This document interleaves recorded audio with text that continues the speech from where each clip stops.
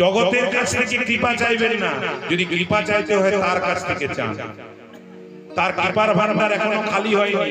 যুগটা কলিযুগ হলেও তার কৃপার ভান্ডারটা কিন্তু পূর্ণ আছে, বিশেষ করে তার ভক্তকে। যদি ভাবছেন যে আমি কৃষ্ণ ভক্ত হব, তাহলে জগতের আশা ছেড়ে দিন, শুধু তার আশাতে বসে থাকুন। আকাশ পৃথিবী নিয়ে জীব যখন নিজেকে ভুলে যায়, তখনই আপনার সঙ্গে প্রতিদ্বন্দ্বিতা করে।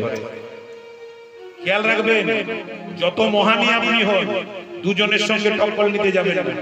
আর একজনের সঙ্গে টক্কর নিতে যদি যান তাও যেতে পারে, কিন্তু দ্বিতীয় জনের সঙ্গে কখনো টক্কর নিতে যাবেন না। কে? ভগবান আর ভগবানের ভক্ত। ভগবানের সঙ্গে টক্কর নিলেও নিতে পারে, কিন্তু ভুল করে কখনো ভক্তের সঙ্গে টক্কর নিতে যাবেন না। ভক্ত আপনাকে কিছু করবে না, তার দুর্বলতা আছে, সে নিরীহ প্রাণী, কিন্তু ভগবান আপনাকে ছাড়বে না। তার প্রমাণ হচ্ছে দুর্বাসা মুনি স্বয়ং। দুর্বাসাকেও ভগবান ক্ষমা করেনি, অম্বরীশের চরণে অপরাধ করতে গিয়েছিল। ভগবান বলেই দিয়েছে যে হে দুর্বাসা, তুমি যা মনে করছো তা নয়, আমি আমার ভক্তের অধীন, তুমি আমার ভক্তকে আঘাত করেছো, তোমাকে ছাড়া যাবে না, যাও বেরিয়ে যাও তুমি এখান থেকে। বললো প্রভু আমি দুর্বাসা। বললো তুমি দুর্বাসাই হও আর কাকের বাসায় হও, আমার সঙ্গে তোমার কোনো সম্পর্ক নেই।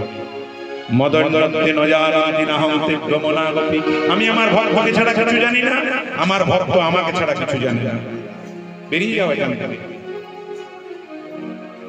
ষোলো প্রাণী সম যদি ভক্ত নিন্দা করে, যদি শিবের মতো মহান হয়, ষোলো প্রাণী সম যদি ভক্ত নিন্দা করে, ভাগবত প্রমাণ তথাপি শীঘ্র মরে। শিবের মতো মহান ব্যক্তিও যদি বৈষ্ণবের নিন্দা করে, সেও একদিন মরবে। এটা কখনো হতে পারে না যে শিব বৈষ্ণব নিন্দা করবে। বৈষ্ণবানাম যথা সম্ভব, শ্রেষ্ঠ বৈষ্ণব হচ্ছে শিবজি। এইরকম ব্যক্তিও যদি কেউ করে,